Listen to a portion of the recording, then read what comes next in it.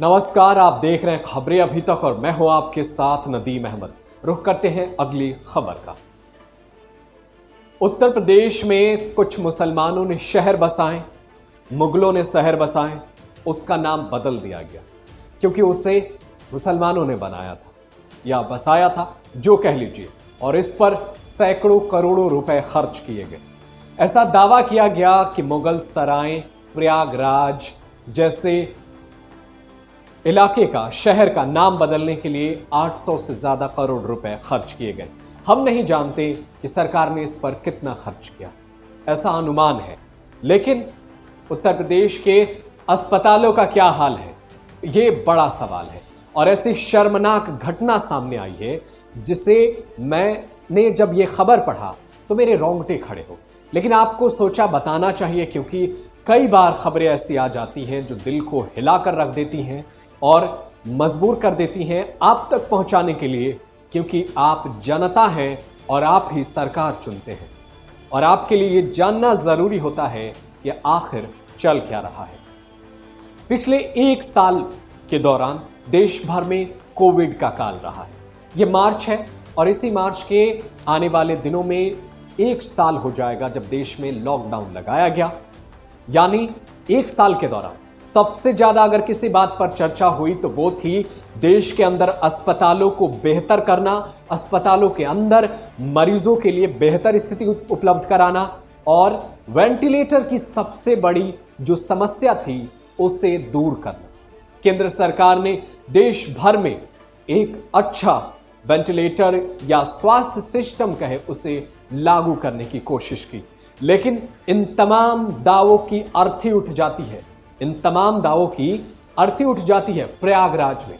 जब आप प्रयागराज के बड़े बड़े अस्पतालों को देखेंगे, जिनके ऊंची इमारतों को गिनने के लिए आपको सर ऊपर उठाना पड़ेगा, वैसे इमारतों में बच्ची, गरीब बच्ची को सिर्फ इसलिए निकाल दिया जाता है अस्पताल से क्योंकि उसके परिवार वालों ने पूरा पैसा नहीं दिया होता है इलाज का। और ये प्रयागराज की घटना है। प्रयागराज के अंदर 3000 करोड़ से ज्यादा राशि खर्च हुआ था कुंभ पर। यह आप आंकड़ा देख सकते हैं। इसमें सही गलत हो तो आप हमें कमेंट करके भी बता सकते हैं। 3000 करोड़ रुपया कुंभ के मेले पर योगी आदित्यनाथ की सरकार ने खर्च किया था और यह सच्चाई है। लेकिन उसी प्रयागराज के अंदर एक अस्पताल में एक बच्ची मर जाती है तड़प तड़प के, सिर्फ इसलिए कि उनके पास ऑपरेशन का पैसा देने नहीं होता है। और यह घटना उस शहर में होती है जो इस विश्व की सबसे पुरानी परंपरा को मानता है, जहां पर साधु संतों अनेक लोगों की बीमारियों का इलाज करते हैं। इसे उत्तर प्रदेश में यहां की सरकार कहती है कि उत्तर प्रदेश के अंदर राम राज्य है, लेकिन इसे उत्तर प्रदेश में एक बच्ची मर जाती है क्योंकि उसके पास टाके लगाने के लिए पैसे नहीं होते। हम आपको वीडियो नहीं दिखा सकते क्योंकि वीडियो में कुछ ऐसी उसका अंग जो है, उसके पेट का वो हिस्सा नजर आता है जो बताता है कि कितना निर्दयी हो चुके हैं, कितना मर चुके हैं वो अस्पताल वाले जो पैसे को अपनी जिंदगी का अहम हिस्सा समझते हैं। ये लड़की मर तो गई है, लेकिन इसके पीछे बड़ा सवाल खड़ा करती है उन सब पर जो देश में राम राज्य सरकार की कल्पना करते हैं, उन सब पर जो ये कहते हैं कि देश के अंदर आयुष्मान भारत योजना चलती है। प्रधानमंत्री नरेंद्र मोदी जब भी दूसरे राज्यों में प्रचार के लिए जाते हैं, चुनाव प्रचार के लिए जाते हैं, चाहे वो पश्चिम बंगाल के अंदर जाएं, चाहे वो असम के अंदर जाए, जब वहां जाते हैं तो पश्चिम बंगाल में वो दावा करते हैं कि पश्चिम बंगाल की सरकार आयुष्मान योजना को लागू नहीं करने दे रही है क्योंकि उसके अंदर 4 लाख रुपए मिल सकते हैं इलाज के लिए। शायद इस बच्ची के परिवार वालों को वो पैसा मिला होता तो वो लोग इलाज करा लेते, क्योंकि अस्पताल वालों ने ऑपरेशन तो कर दिया, लेकिन जब उन्हें पता चला कि इस बच्ची के परिवार वालों के पास पैसा नहीं है तो बिना टाका लगाए खुला पीठ ही उसे अस्पताल से निकाल फेंका। देखिए इस तस्वीरों को और सोचिए कितना हम बुरे दौर में जी रहे हैं, किस तरीके से हम इंसानियत को मार चुके हैं।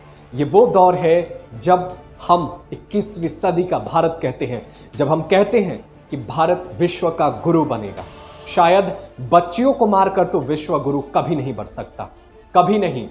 कभी नहीं बन सकता जब आप हाथरस में बच्चियों को मार देते हैं और उत्तर प्रदेश की पुलिस 1-1 लाख रुपया इनाम रखकर भी अपराधियों को नहीं ढूंढ पाती है। छेड़खानी करने वाले गोली मारकर चले जाते हैं बच्ची के बाप को, लेकिन पुलिस 1 लाख का इनाम रखती है, ढूंढ नहीं पाती है।